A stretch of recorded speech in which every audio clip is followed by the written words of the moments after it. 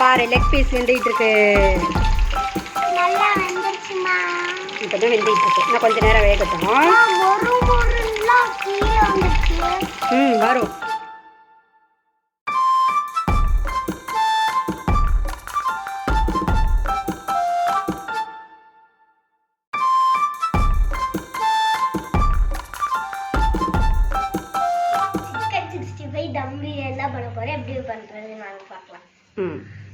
இப்போ குட்டீஸுங்க தான் பண்ண போகிறாங்க. நம்ம எப்படி பிரியாணி பண்ணலான்னு பார்க்கலாமா?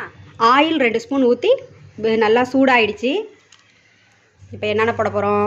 ஜீரகம், பட்டை, அப்புறமேட்டு இது வந்து ஏலக்காய் பூவா? இது பூ.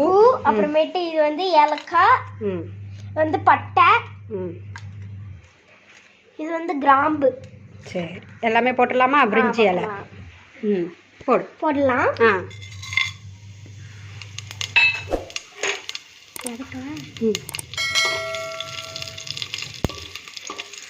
நல்லா வதங்கணும். போட்டு நல்லா வதங்கிட்டுருங்க.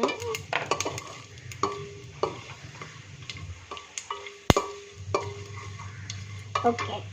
கொத்தமல்லி போட்டுக்கோ. கொத்தமல்லி, புதினா. கொத்தமல்லி புதினாவே போட்டோம்.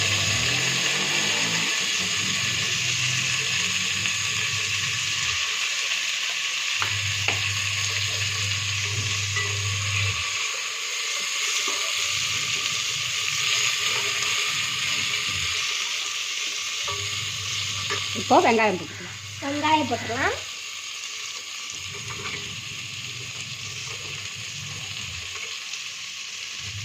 வெங்காயம் எல்லாத்தையும் போட்டுக்கணும். வெங்காயம் வதங்கிறதுக்கு கொஞ்சம் கல் உப்பு போட்டுக்கலாம்.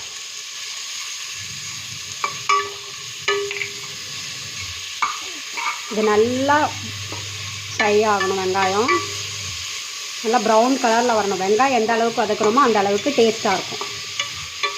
ஆனால் வெங்காயம் தான் மெயின் இதுவே.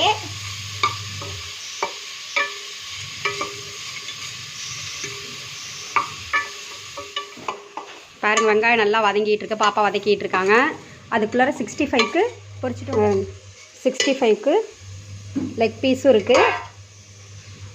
கறியும் எடுத்து எல்லாமே நான் மசாலாலாம் போட்டு ஒரு 2 hours வந்து நல்லா ஊற வச்சுருக்கேன். இப்போ அதை பொரிச்சிட்டு வந்துடலாம். நம்ம பொரிக்கலாமா? கம்படி பொரிக்கலாமா? இப்போ போட்டு பொரிச்சிடலாமா? எண்ணெய் சூடாயிடுச்சு.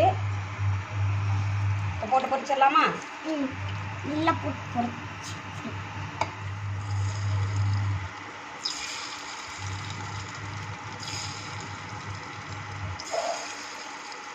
முதல்ல குட்டி பீஸாக போட்டு நம்ம பொரிச்சிடலாம்.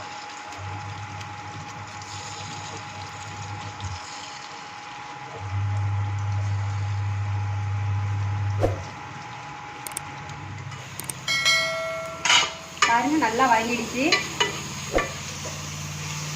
இப்போ இஞ்சி பூண்டு பேஸ்ட் போட்டுக்கலாம். வீட்டிலே செஞ்சது தான். இன்னும் சொல்லணும், அதை கடையில் வாங்குறத விட இது வந்து நல்லா வீட்டில் தான். நேற்று தான் நான் செஞ்சேன். ரொம்ப ரொம்ப டேஸ்ட்டாக இருக்கும். கடையில் வாங்குறதோட வீட்டில் செஞ்சு போட்டோம்னா பிரியாணியோட டேஸ்ட்டே வேறு மாதிரி இருக்கும். நல்லா வாசமாக டேஸ்ட்டு சூப்பராக இருக்கும். பச்சை வாசனை போயிடுச்சு. இப்போ தக்காளி ஆட் பண்ணிக்கலாம். தக்காளி நல்லா மசிஞ்சு வரணும். நல்லா கிரேவி மாதிரி வந்ததுக்கு அப்புறம் தான் நம்ம அரிசி போடுறது, தண்ணி ஊற்றுறது எல்லாமே செய்யணும். கறி போடுறதுனால கறி போடுறது எல்லாமே செய்யணும். கொஞ்ச நேரம் மூடி வைக்கலாம். தக்காளி அப்படியே நல்லா வதங்கிடும். இப்போது 65க்கு அங்கே பொரிச்சிக்கிட்டு இருக்கோம். அது எப்படி இருக்குன்னு பார்க்கலாமா?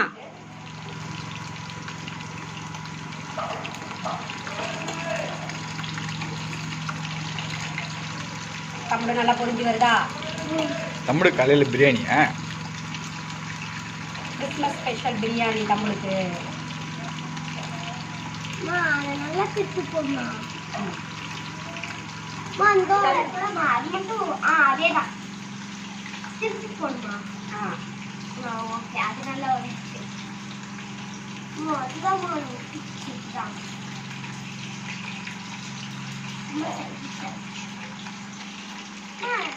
கம்படி இங்கே பாரு, லெக் பீஸ் வெந்துக்கிட்டு இருக்கு. நல்லா வெந்துருச்சுமா. இப்போ தான் வெந்துக்கிட்டு இருக்கு. இன்னும் கொஞ்சம் நேரம் வேகட்டும். மொறு மொறுலாம் கீழே வந்துருச்சு. வரும். ஒவ்வொரு சைடும் வரும். வந்துருச்சு.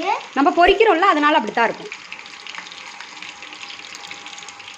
பாருங்க, மசாலா தயிர்லாம் போட்டு நல்லா குக் ஆகிட்டுருக்கு. இந்த மாதிரி நல்லா மசாலாவாக வரணும்.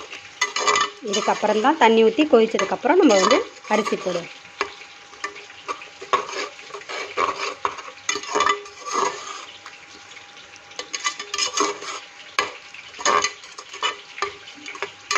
நல்லா வதங்கி இப்படி வரணும். இப்படி வந்தால் தான் பிரியாணி நல்லா டேஸ்ட்டாக இருக்கும்.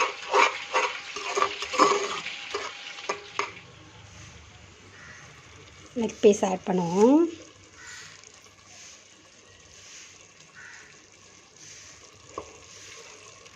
லெக் பீஸ் மட்டும் முதல்ல ஆட் பண்ணிடுவோம்.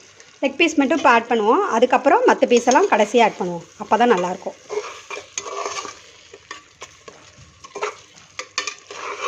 குட்டிமாங்க வந்து பார். பத்தியா சூப்பராக இருக்கா? மேலே தூக்கி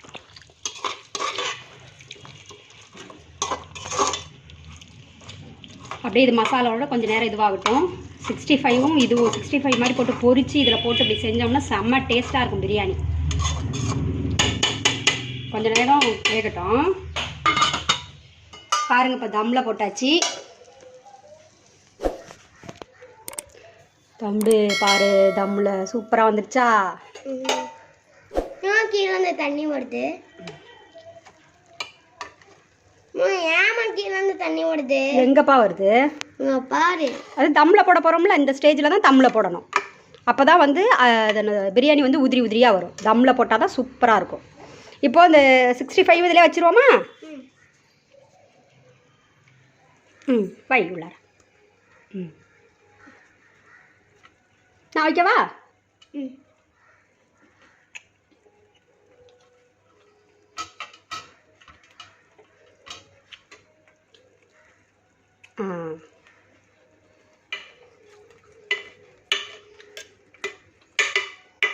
அப்படியே ஒரு 10 நிமிஷம் தம்மில் வச்சுட்டோன்னு வச்சுக்கோ, சூப்பராக ஆகிடும். மேலே ஒரு பிளேட் வச்சிடலாம். நான் தோசைக்கல் வச்சு தான் தம் போடுறேன். ஓகேவா? சைடஸ்க்கு தயிர் பச்சடி.